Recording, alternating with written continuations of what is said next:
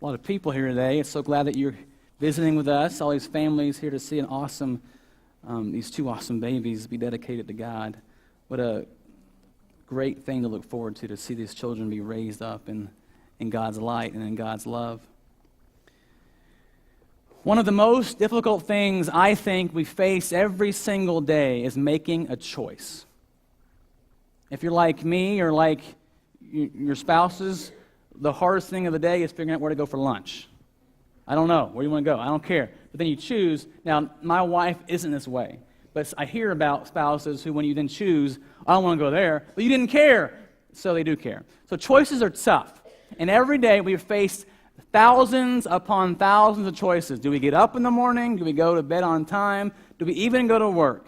Some choices we made a long time ago that kind of continue on through our day. Some we make new every single day. Do I eat the salad or the fried chicken? Fried chicken, please. And then I regret it right after I eat it, but it's already been eaten. Our culture prides itself on making more and more options, right? Go to McDonald's, and what do you see? A menu full of options. Have it your way, right away, right? However you want it, you got it. And our culture says the more options you have, the more freedom you have. But if you're like me and you're in line at McDonald's, you can't decide.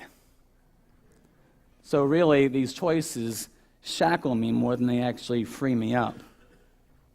Some choices that we face during our lives are more important or more groundbreaking than just food. Things like, will we even get married? Who will we marry? Will I go to college or not? If I do go to college, what will I have my major in? Will my career be? Will I have any children or will I have more children? Decisions that we face that impact our entire life. There are many more you can probably think of.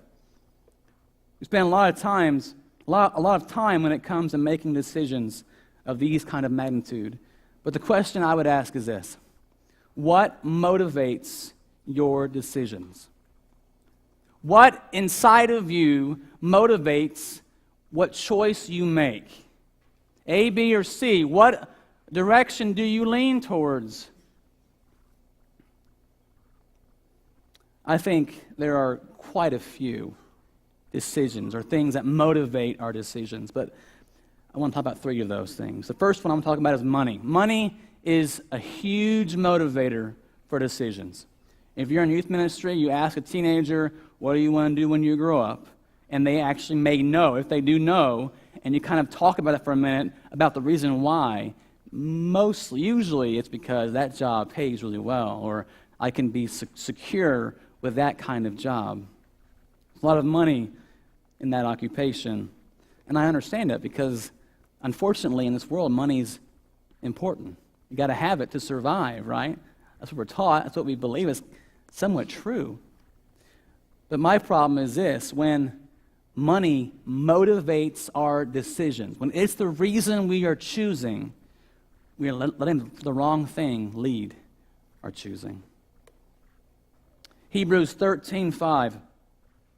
Your life should be free from the love of money.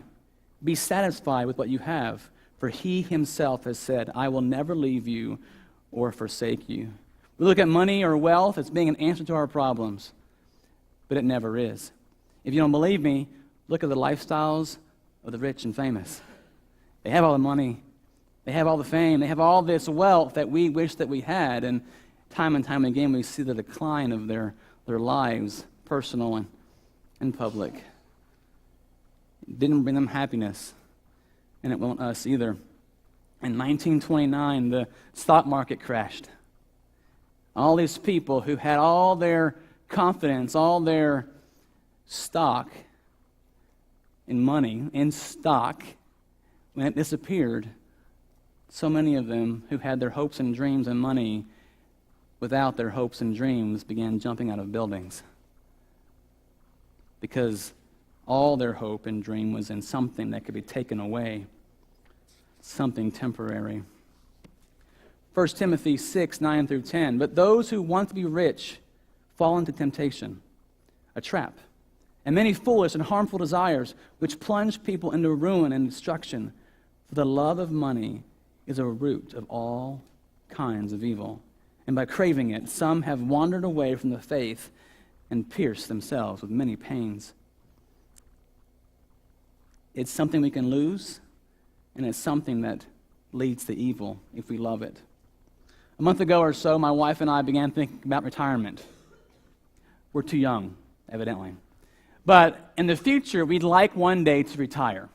So we got with the financial advisor and talked to him about what that would look like, how that would work, what needed to happen. He made some suggestions for our life, and we began, doing some small, very small things to help in the future when I'm 67 or 70 or probably 95 for me when I retire. Most of you can relate to that, I'm sure. And so he called me on Friday, and he said, hey, I have a spreadsheet for you of all your information that you put into the computers. Go online, look it up, and we'll talk about it. And on page 8 was this graph or this chart, and it had my age, 34 now. And it had, each year up to 95, Lord willing.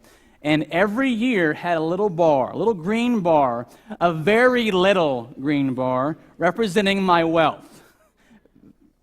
Very little. And each year, with the changes we had made, I got a little bit bigger. Very little bit bigger. And as I continued in this graph, up till 67, which was the idea for retirement, I had little green bars slowly getting bigger, and then I retired, and my green bars got smaller very quickly, and then after 2 years, it became big red bars, going the other direction. And he said, well, this is not really good. You have about 2 years of what you're doing now from when you retire. You have 2 years of retirement before you begin selling all your assets. I don't have a lot of those. And they don't buy dogs back or kids. So I don't know what to do with that. So he said, here's some changes you can make. And he made some changes. And I saw that with one change, I got an extra year of green bar. And then I got another year of green bar. And slowly, I had 3 extra years is all I could do. But what I could do, if I chose, is watch those green bars and keep working to get more and more green bars till I had no green bars left and live my 95, hopefully, years living for the little green bars. And when I died, I'd be all out of bars. I can't take them with me. They're only on a computer anyway. I'm not saying retirement is not important, or saving is not important, or investing wisely isn't important. But if we're making choices based on money or wealth, we're making the wrong choices. Matthew 6:25. No one can be a slave of 2 masters, since either he will hate one and love the other, or be devoted to one and despise the other. You cannot be slaves of God and of money. Money can become our God. Money can become our master, and it takes us away from the one who should be our God and the one who should be our master. Ecclesiastes 5:10. The one who loves money is never satisfied with money, and whoever loves wealth is never satisfied with income. This too is futile. Money creates a cycle of discontent, where there is never enough money, never enough wealth, and so we work for more, and there's never enough because it will never be enough. Especially when we're making choices based solely out of the desire for money. If we do that, the wrong thing is leading our choosing. Number 2. 1 is money, 2 is greed. Greed and money look very similar. You can be greedy about money, but you can be greedy about other things too, can't we? Luke 12:13-21. Someone from the crowd said to him, "Teacher, tell my brother to divide the inheritance with me." "Friend," he said to him, "who appointed me a judge or arbitrator over you?" He then told them, "Watch out and be on guard against all greed, because one's life is not in the abundance of his or her possessions." Read that one more time. This is Jesus Christ talking, so it's probably really important. Watch out and be on guard against all greed, because one's life is not in the abundance of his or her possessions. And he told this parable. A rich man's land was very productive. He thought to himself, "What should I do since I don't have anywhere to store my crops? I will do this," he said. "I'll tear down my barns and build bigger ones and store all my grain and my goods there. Then I'll say to myself, you have many goods stored up for many years. You have many green bars. Take it easy. Eat, drink, and enjoy yourself. But God said to him, you fool, this very night your life is demanded of you. And the things you have prepared, whose will they be? That's how it is with the one who stores up treasure for himself and is not rich toward God. It is very easy to become greed-focused. We want, we need, we want, we need, we want, we need. And the world keeps telling us to want and need more, and so we obey. To be discontent because of what we do not have, rather than to be content what we do have. Another word for greed is covet. When God gave Moses 10 Commandments, number 10 was this, Exodus 20:17. Do not covet your neighbor's house. Do not covet your neighbor's wife, his male or female slave, his ox or donkey, or anything that belongs to your neighbor. Don't covet, right? You know that. There's this video on YouTube or Facebook, I think I shared it this week, so you've probably seen it, of two monkeys, right? The monkeys were trained. If they give the trainer a rock, the trainer will give them a treat. And the first monkey gets a cucumber. Hand goes out, monkey gives the trainer a rock, she gives him a cucumber. He eats the cucumber. He likes the cucumber. He wants more cucumber. It's good. She goes to monkey number 2, right next door. You can see each other. Puts her hand out. Monkey gives her a rock. She gives him a grape. He eats the grape. He likes the grape. Monkey number 1 sees the grape. He wants the grape. Been there before, haven't we? She puts her hand out. Monkey number 1 gives her a rock. She gives him a cucumber. He bites the cucumber. It's not a grape. Throws the cucumber back or on the ground. Puts his hand out once more. Wants a grape. She goes to monkey number 2. Same thing. Gives him a grape. Monkey number 1 is freaking out at this point, hitting the wall, hitting the floor. She puts her hand out agitatedly, gives her a rock, gives a cucumber. He throws it back at her. He wants the grape. He liked the cucumber. It was fine. It was great. It was a treat until he saw the grape. And all he wanted was the grape. Sometimes some of us have really good cucumbers. All we want is grapes. Imagine this world if there was no greed. Just for a moment, imagine. What would that be like? There'd be no crime. It would be much less crime for sure. How much crime is committed based out of greed? A lot. I'm not saying it's not important to want more for your life. I'm not saying it's okay. It's not okay to desire to better yourself or better your circumstances. Many success stories are based on that whole idea of doing better. But when the motivation becomes to want more, because I want more, the wrong thing is leading or choosing.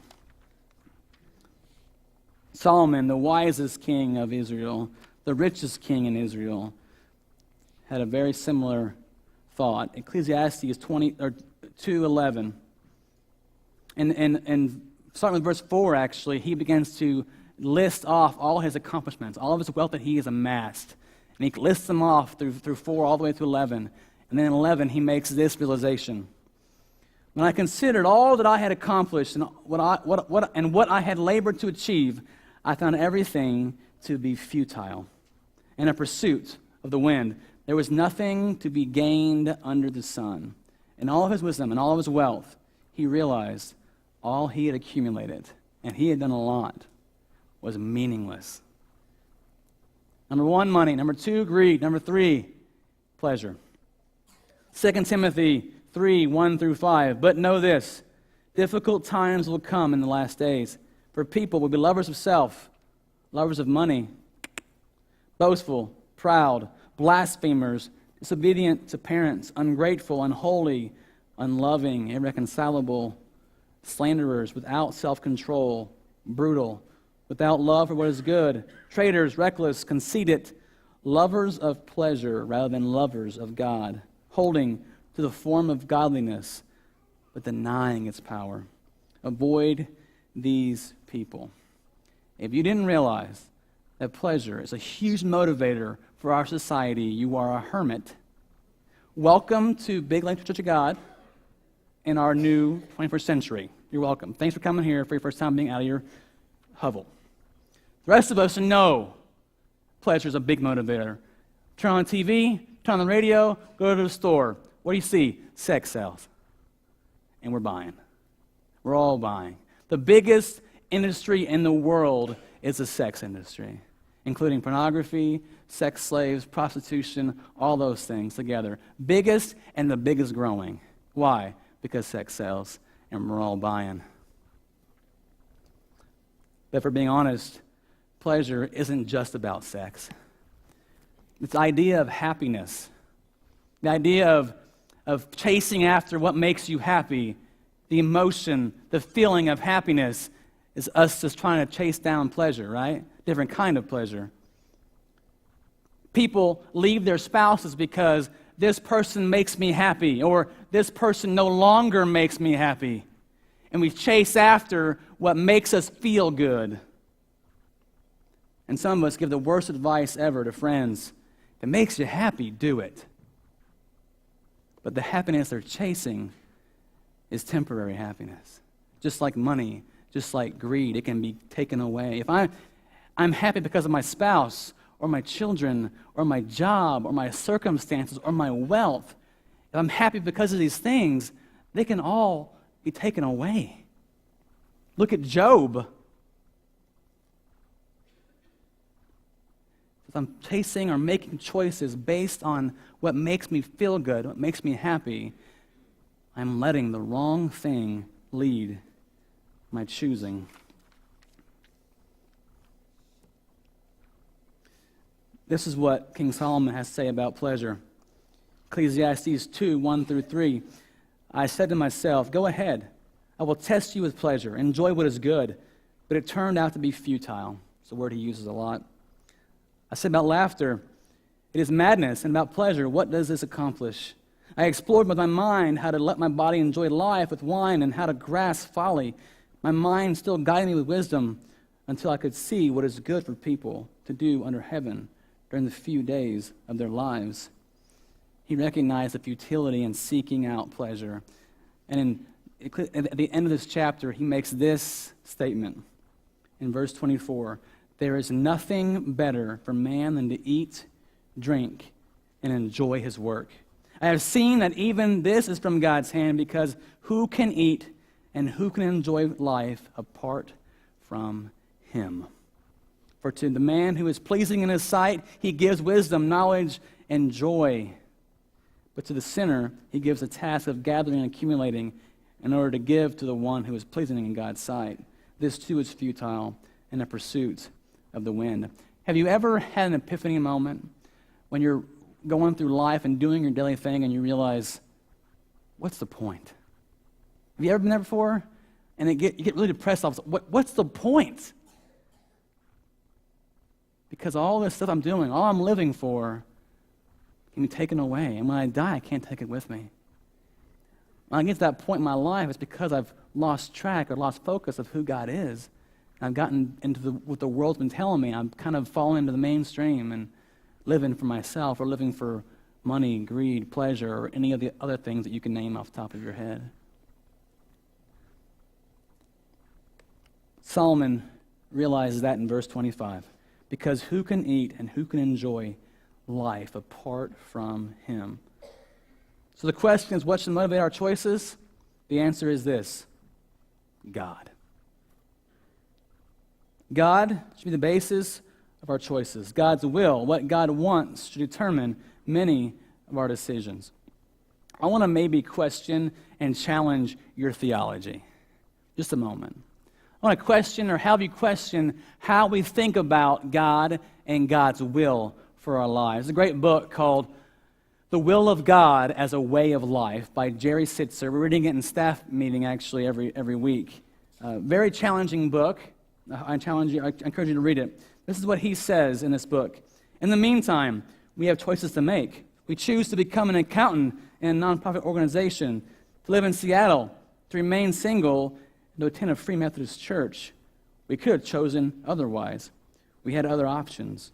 All of them could have been the will of God, but only one became the will of God, the one we chose. This choice is the one God will bless and redeem if we dedicate our lives to Him. That may completely throw you for a loop, and you may be angry at me for suggesting that we have anything to do with God's will. But when we choose, with our lives dedicated to God, whatever we choose, God will bless and be a part of. If you're choosing out of anything other than who God is, then you're making unwise choices. Christ made it very simple when He simplified all of the commandments into two. He said this: love the Lord and love other people. For doing those two things, whatever we choose, with those two things leading us, can become part of God's plan or God's will for our life. We live under the idea of Jeremiah 29:11. For I know the plans I have for you. This is the Lord's declaration. Plans for your welfare, not for disaster, to give you a future and a hope. I'm not convinced that when I was born that God said at 34, you'll be at Big Lake preaching. There's too many things across the way that I could have chosen not to do. But when I chose my life dedicated to Him, that became part of God's plan for my life. If God's plan was concrete, point A to point Z, and go through all the alphabet to get there, then when I choose wrong, and I have, and I will again, then the whole plan is derailed. You think God's stuck to plan A? He knows what's best for us, absolutely. He's going to lead you to what's best for you if you follow Him. He knows your talents, He knows your gifts, He gave them to you. But I could have chosen 3 years ago, to come to Big Lake, or gone to Bradenton, Florida, or say where I was at. And in all those options, I was following who God is. My life was dedicated to Him. It would have become part of God's will.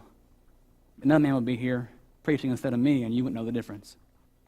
I'm glad I chose to be here. I'm glad that became part of God's plan for my life. But He's a lot more fluid than we give Him credit for. 1 Corinthians 10:31. So whether you eat or drink or whatever you do, do all to the glory of God. That should motivate us. Doing all for the glory of God. Whether it's teaching, preaching, working in a mill, whatever that looks like. Doing all for the glory of God. Proverbs 3:5-6. Trust in the Lord with all your heart and do not lean on our understanding. In all your ways acknowledge Him, and He will make your path straight. Another quote from that same book is this: in the end, the will of God has nothing to do with us. The direction we take, the priorities we choose, the decisions we take. It is not about us at all. It is about God. When we stop allowing money, greed, and pleasure, and whatever else, things that are temporary, to lead us, we allow God to work. When we get to know God through Scripture, through prayer, through His people, through His Spirit, we make choices based on those things. We're making the right choices. Whether that's to choose Barb or Brenda, whoever that may be, if I'm choosing wisely, and with God, dedicate my life to God, it'll work. I love my wife very much. You know I love her. I think we have a pretty good marriage. She asked her, it may be different, I don't know. I think it's pretty good. Because we've dedicated our lives to Him in our marriage. I don't think that she could have been happy with somebody else. She could have been in a good marriage with somebody else. And so could have I. So could have I. Does that even work? It's working today. Whatever. But we chose each other. And we chose to dedicate our lives to Him in that choosing. And because of that, it's been a good marriage. Stop thinking about what you could have chosen. Or did I choose wrong? Ask why you chose. Ask why you're choosing. Stop worrying about, do I go to Yale or Harvard? Or just say, if I go to whichever one I go to, am I dedicating my life to God? And if so, I believe you're within His will. As the team comes forward, my challenge for you all. Last week it was to pray that God would send you someone to speak to about Him. I've heard a couple people who did that, and they were blessed/terrified. I hope that you all experienced the same thing they did, that you had an opportunity to share God. But now I want you to think about this. Think about, why do you choose to make the choices you make? Is it because of money? Is it greed? Is it pleasure or anything else? Or is it because of God? Who God is and what He wants for you? Let's pray.